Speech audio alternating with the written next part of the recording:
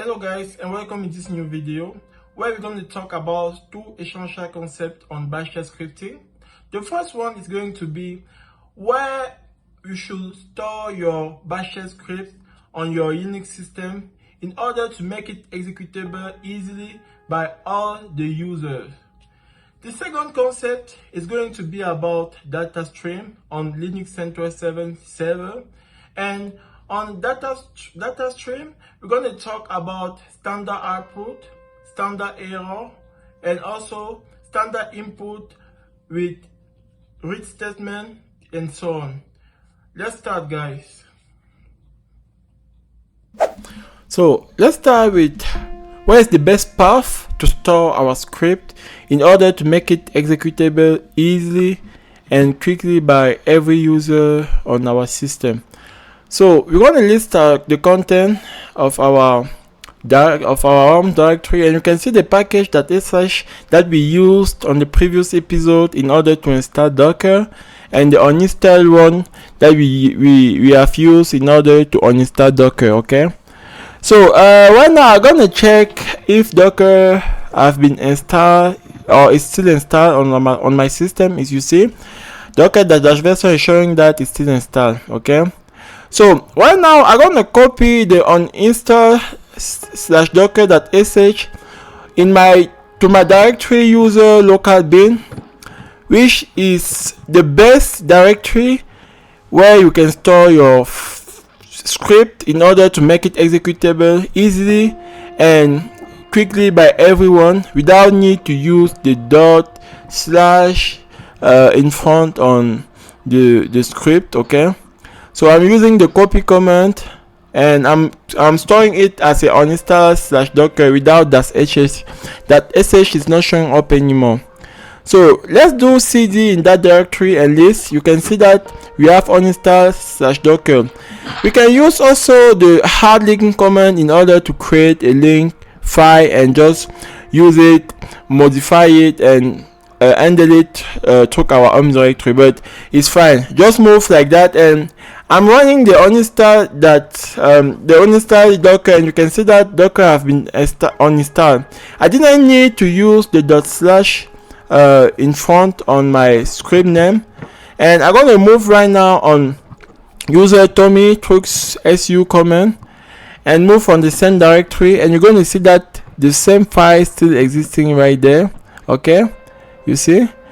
So what we're going to do right now is check in order to understand more about that. Why is it possible?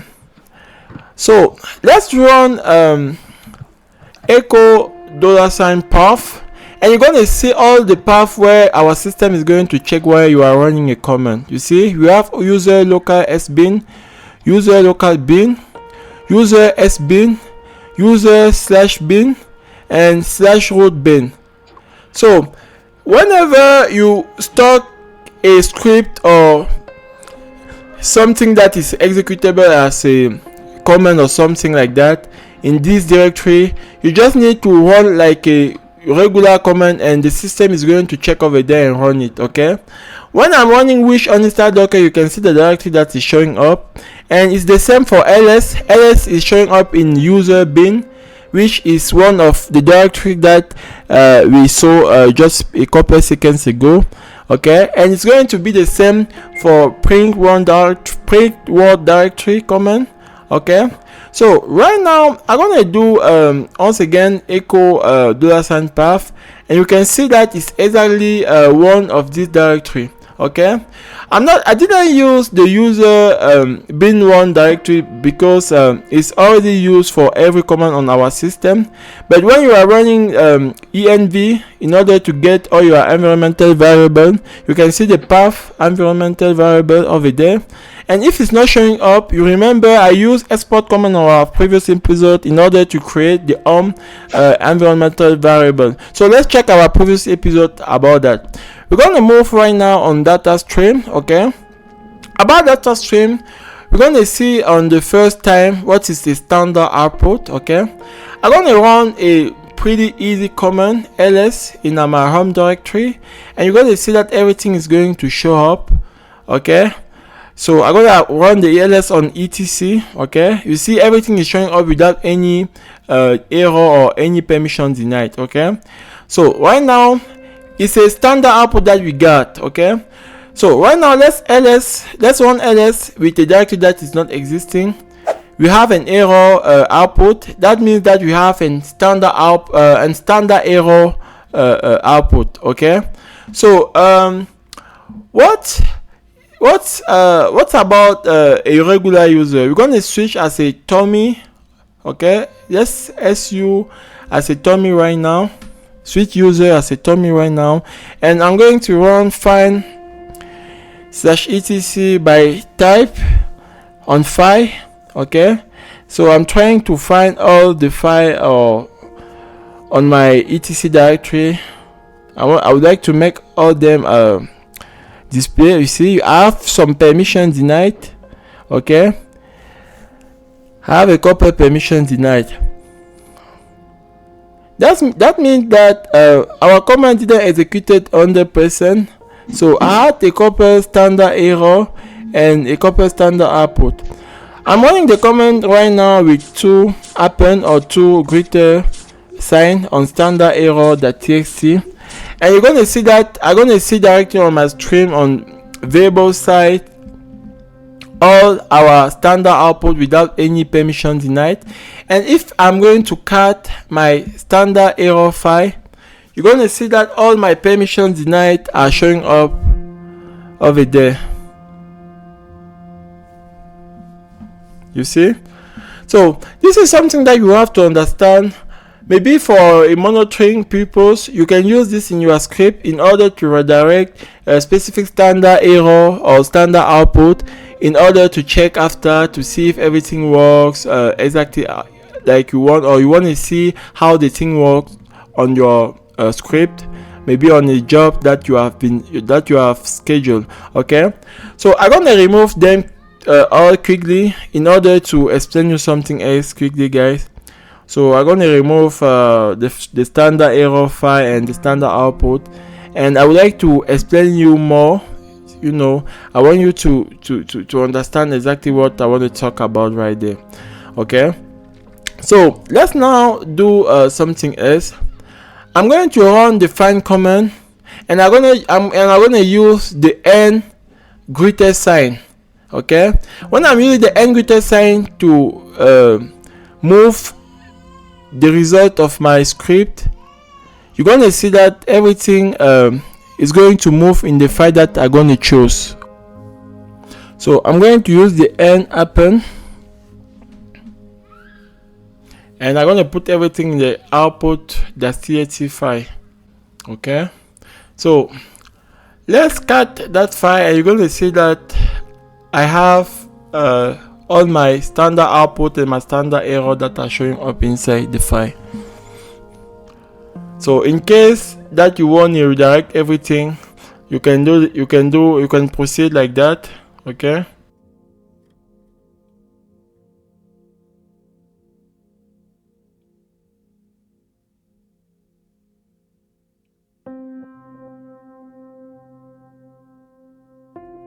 so right now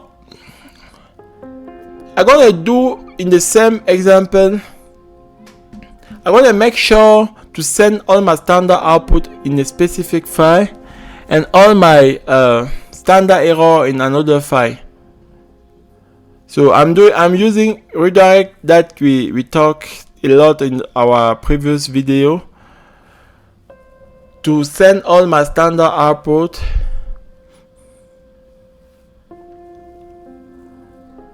in the final standard output,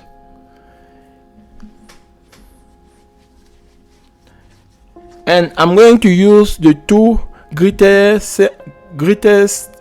sign or 2 happen sign in order to send all my standard error.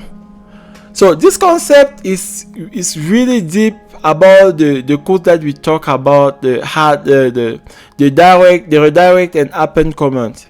This one is really deeply, and you are making sure to make you understand the deep corner of this comment, okay, and they are going to be really helpful on the monitoring process. Okay, so when I'm when I'm trying to cut the standard output, you see everything is showing up without any permission denied.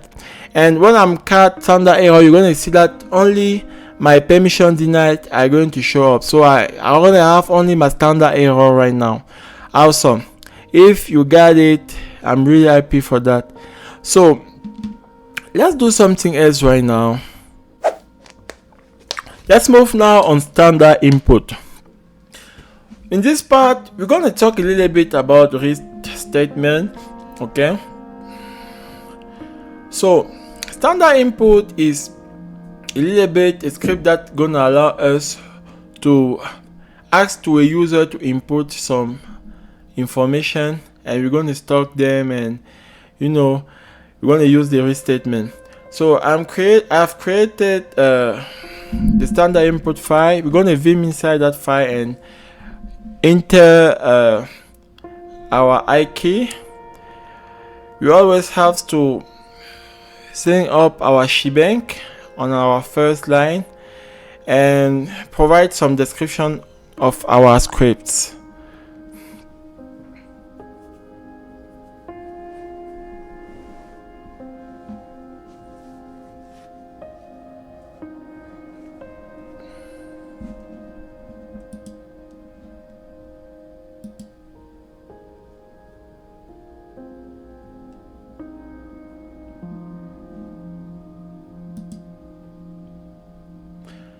So the main description here is read statement for gas station, because I would like to ask a couple questions that are referring with gas station process sometime. Okay, it's not going to be perfect, but yeah, I just want to make you understand a little bit how this can be helpful on the lifetime. Okay.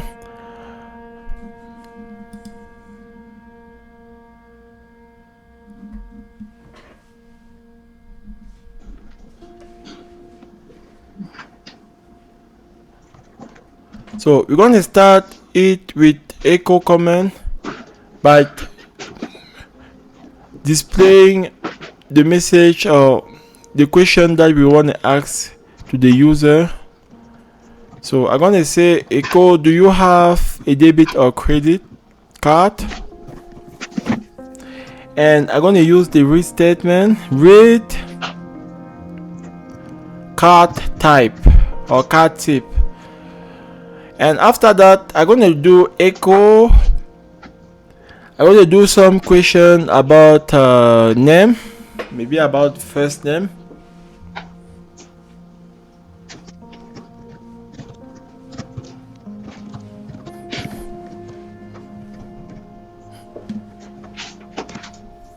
Echo what is your name and read it as first name.